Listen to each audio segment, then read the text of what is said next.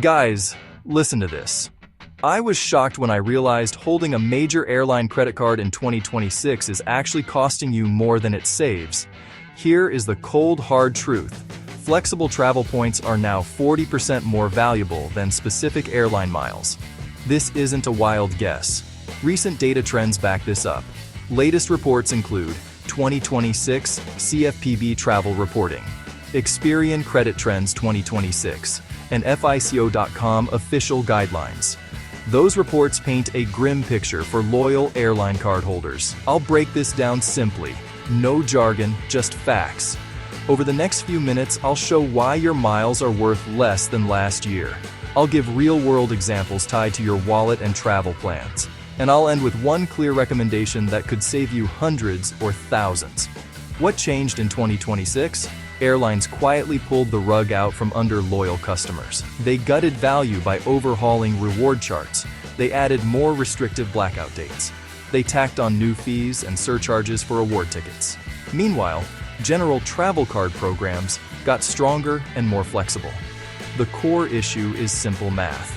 Flexibility wins. Think of points as tools in a toolbox. Airline-specific miles. Here's a hammer. Works for nails. But what about screws? You're stuck. Flexible points. Just a complete toolkit. Transfer options. Airline partners, hotel partners. If one airline offers poor value, move points to a different partner. That flexibility gives you power and control. That flexibility is the difference between being boxed in and actually having options. Today, we expose the broken business model of airline loyalty, why the Amex Platinum's airline credit is a headache, and the one general travel card that outperforms them all. If you miss this, you're literally flying toward financial loss. In my opinion, paying a $95 fee for a checked bag benefit is a scam when a flexible card covers your entire flight cost through transfer partners. In my opinion, flexible points are the decisive edge in 2026. We'll cite the 2026 CFPB Travel Reporting, Experian Credit Trends 2026, and FICO.com guidelines so you can verify everything. Text check, miles devalued. Flexible points wins, annual fee trap. 2026 data, my favorite feature of flexible programs? The freedom to pivot when airlines play games. Let's dig into exactly how airlines change the rules and what you can do about it right now. Buckle up. This is where the value disappears. Fast, stay with me. The term devaluation sounds technical, but its effect is painfully simple. It means your points are worth less today than they were yesterday. Airlines accomplished this in a few sneaky ways. First, they moved away from fixed award charts. In the past, you knew a domestic round-trip flight would cost, for example, 25,000 miles. It was predictable. Now, most major airlines have switched to dynamic pricing. This means the number of miles you need for a flight changes constantly, just like cash prices. A flight that was 25,000 miles last week could be 45,000 miles today, just because it is a Tuesday, because the airline's algorithm decided to raise it. This shift to dynamic pricing effectively destroyed the reliable value proposition of airline miles. It makes planning a trip with points feel like gambling. You can no longer save up a specific number of miles for a dream vacation with any certainty. By the time you reach your goal, the goalposts might have moved, and you will find yourself needing thousands more miles than you anticipated. This lack of transparency is frustrating, and it is a deliberate strategy by airlines to give you less value for your loyalty. They want you to burn more miles for the same seat, which means you have to spend even more on their co-branded credit card to earn them. Let's look at a concrete example to illustrate the 40% loss I mentioned. Imagine you had 100,000 miles with a major airline last year. Based on the old award chart, that could have been enough for a round-trip business class ticket to Europe, a value of perhaps $4,000 per mile. Now in 2026, with dynamic pricing in full effect, that same ticket might cost 160,000 miles. Your 100,000 miles are no longer enough. The effective value of your miles has plummeted. That $4,000 ticket now requires you to spend far more, making the return on your credit card spending significantly lower than it was before the change. Meanwhile, flexible point programs have become a safe haven from this devaluation storm. Cards that earn points you can transfer to multiple partners give you an escape route. If your preferred airline suddenly jacks up the price of an award ticket, you are not forced to pay it. You can check the redemption rates with a dozen other airline partners. You can find a partner that still uses a fixed award chart partner that has a special promotion running. This ability to shop around for the best deal is what preserves the value of your points and keeps you in control, not the airlines. Many airline credit cards lure you in with the promise of valuable perks, but a closer look reveals a carefully constructed fee trap. The most common tactic is advertising benefits like a free checked bag priority, boarding attached to a card with a $95 annual fee. On the surface, this sounds like a great deal. If a checked bag costs $30 each way, you only need to take 2 round-trip flights a year to break even on the fee, right? This is the simple math the banks want you to do, but it is deeply misleading for the average traveler. The mistake I made was holding an airline card specifically for that checked bag benefit. I dutifully paid my $95 annual fee, convinced I was a savvy traveler.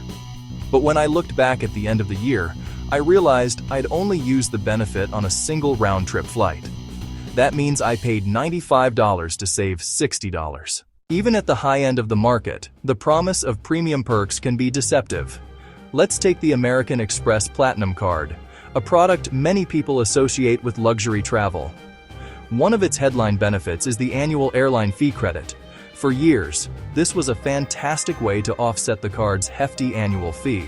However, in 2026, using this credit has become a complicated game of hoops and hurdles. You are required to select one single airline at the beginning of the year. Then, the credit only applies to incidental fees like baggage seat selection, not the ticket itself. The problem is that these rules are narrow and often confusing. Many cardholders find themselves at the end of the year with an unused credit because their spending did not qualify.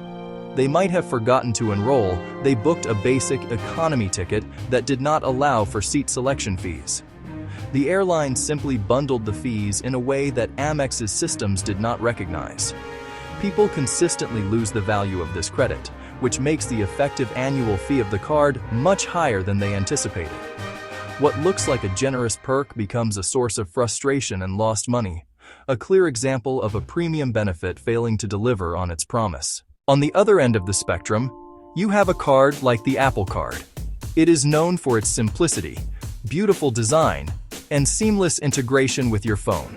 It is a fantastic card for many people, especially for earning cash back on Apple purchases. However, it has significant weaknesses when it comes to travel. The Apple Card offers virtually no travel protections. It lacks crucial benefits like trip cancellation insurance, trip delay reimbursement, lost luggage coverage. If your flight is canceled due to weather or you get sick before a trip, you are on your own. There is no safety net. This lack of protection is a real, tangible cost. So if airline cards are losing their luster, what is the alternative? The answer, in 2026, is unequivocally a credit card that earns flexible, transferable points.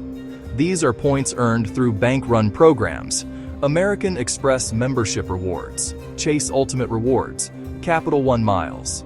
Unlike airline miles, which are locked into a single loyalty program, these points are like a universal travel currency. You can keep them in your bank account, and when you are ready to book a trip, you can transfer them to a wide array of different airline and hotel partners. We share elite money hacks every single Thursday here on CardVantage.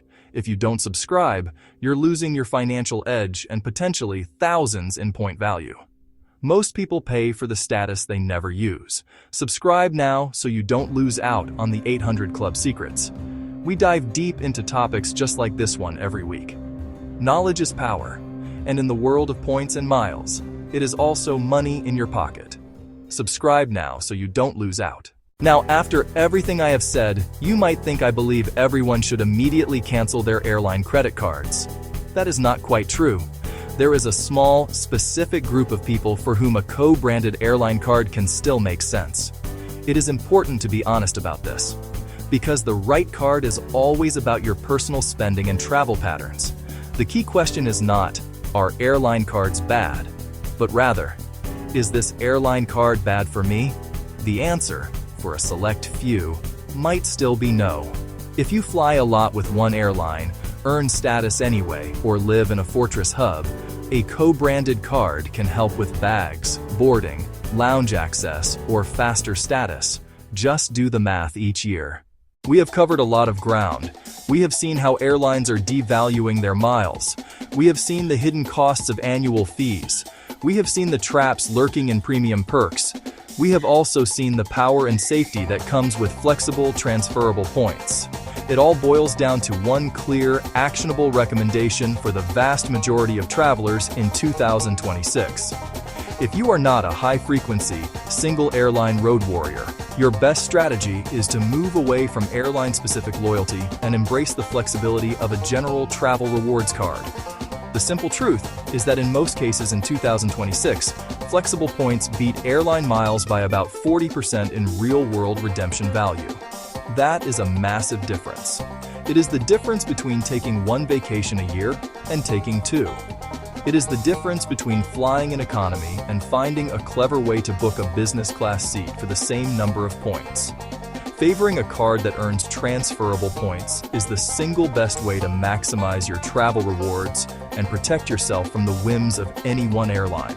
Choose a card from a major bank program that has a strong list of transfer partners that align with your travel goals.